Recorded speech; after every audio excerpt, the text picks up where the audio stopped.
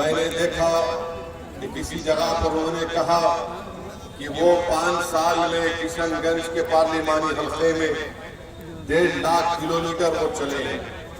आप बताइए कि क्या कोई 1.5 लाख किलोमीटर अगर चलता है किशनगंज पार्लिमानी हल्के में, तो लोग ये नहीं कहते कि डॉक्टर जावेद गायब हो गया, चुनाव के बाद अपना चेहरा नहीं दिखाया, और इतना लंबा लंबा झूठ बोलते हैं। मुझे लगता है कि डॉक्टर जावेद झूठ बोलने के मामले में नरेंद्र मोदी से मुकाबला कर रहे हैं।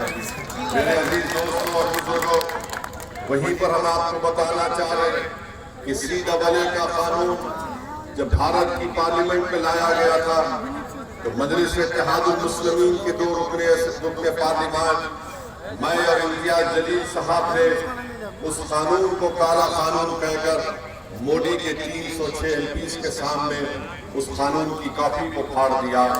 बताइए क्या डॉक्टर जावेद उसके बारे में कुछ बोल सके? हमने पूरी पार्लियामेंट में उस कानून की कॉपी को फाड़ दिया। उसके बाद पूरे मुल्क में उसके खिलाफ एहतजाज शुरू हुआ। आपके किशनगंज में शहर में CAA के खिलाफ एहतजाज हुआ, वहां पर शाहीन बाग बना। आप अपने दिल पर हाथ रखकर मैं किशनगंज की जनता से एक सवाल कर रहा हूं, पैगाम भी दे रहा हूं कि क्या किसी CAA के एहतजाज में आपको डॉक्टर जावेद नजर आए? क्या किसी शाहीन बाग जहां पर बनाया गया था, जहां पर हमारी खवातीन भी आकर उस कानून के खिलाफ एहतजाज कर रही थी, कि डॉक्टर जावेद आपको नजर आए? नहीं नजर आए। पार्लियामेंट में जो गाजा में जो जुल्म किया जा रहा है, फलस्तीनियों को मारा जा रहा है, आज आप देख रहे हैं कि गाजा में 50,000 से ज्यादा लोगों की मौत हो चुकी है, 15,000 से ज्यादा बच्चे मर चुके हैं, 11,000 के करीब खवातीन की जानें जा चुकी हैं, 12 लाख लोग बेघर हो चुके हैं, 60,000 लोग जख्मी हैं, 50,000 के करीब खवातीन हामिला है। कोई अस्पताल गाजा में बाकी नहीं है। किस कौन था जो भारत की पार्लियामेंट में गाजा के फलस्तीनी मुसलमानों के बारे में आवाज उठाया? क्या वो डॉक्टर जावेद था या सलाउद्दीन ओवैसी और इम्तियाज जलील थे? हमने फलस्तीन गाजा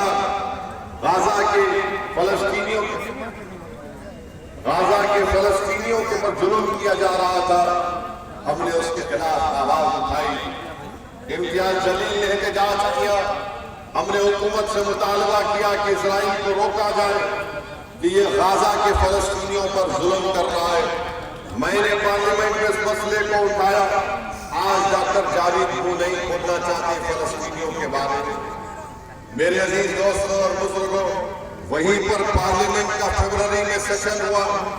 नरेंद्र मोदी ने 22 जनवरी को एक तारीखी दिन कहकर पार्लियामेंट में बहस करवाई।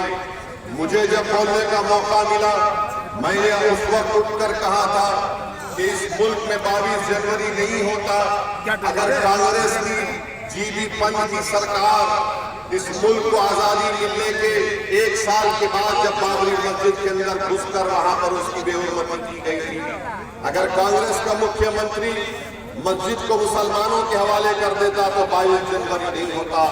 मैंने पार्लियामेंट में खड़े होकर कहा कि अगर राजीव गांधी की हुकूमत बाबरी मस्जिद के ताले नहीं खुलवाती तो 22 जनवरी नहीं होता।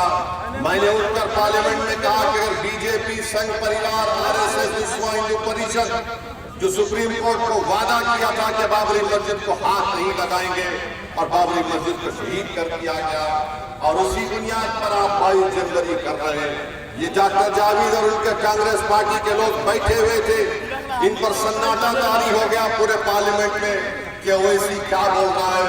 और फिर मैंने अपनी तकरीर को खत्म करने से पहले कहा, बाबरी मस्जिद जिंदाबाद, बाबरी मस्जिद जिंदाबाद।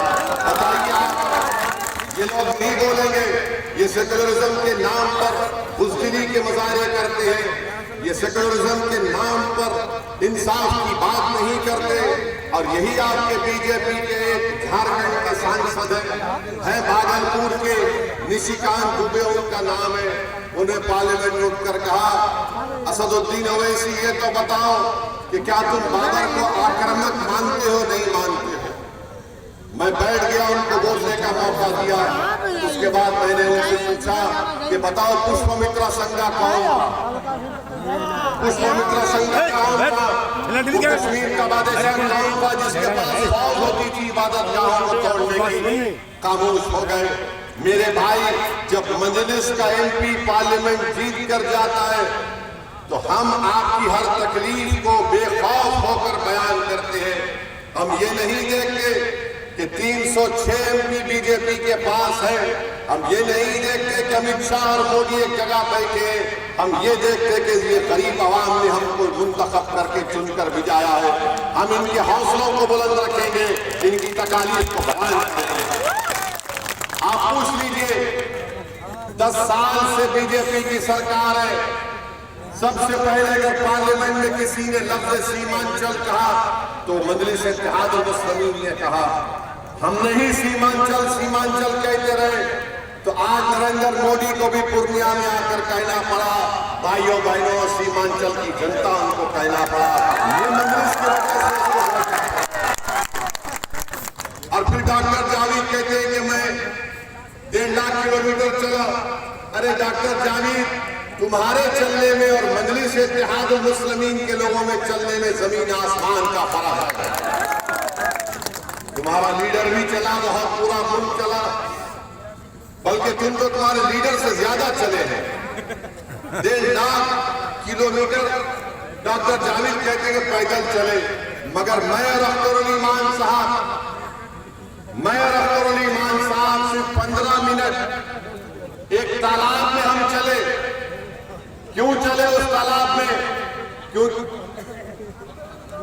महानंदा नदी में 15 मिनट मेयर अख्तरुल ईमान साहब चले। सिर्फ 15 मिनट घुटनों के बराबर पानी था। हम एक कोने से दूसरा कोना गए। जावेद, तेरे चलने में और हमारे चलने में फर्क ये है, जब तुम चलते हो तो सरकार में बैठा हुआ मुख्यमंत्री हो या प्रधानमंत्री हो वो डरता नहीं है।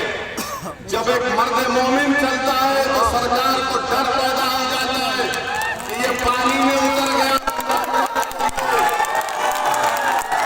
तो आज आप देखिए, वहां पर ब्रिज का काम शुरू हो गया। उसी जगह पर 200 करोड़, यहाँ 200 करोड़, वहां 67 करोड़ का ब्रिज मंजूर हुआ। जावेद, तुम पूरा सीमांचल मेयर अख्तरुल ईमान चलेंगे, चक्का जाम कर देंगे पूरा सीमांचल। डेवलपमेंट, विकास और नाइंसाफी कैसे खत्म होती है। आपने परसों कभी कांग्रेस को तो कभी राजद को वोट किया।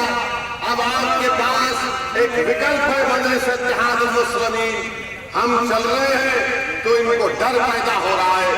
इसीलिए मेरी आपसे नम्र गुजारिश है कि 26 अप्रैल के दिन एक वोट पतंग छाप पर लगाइए।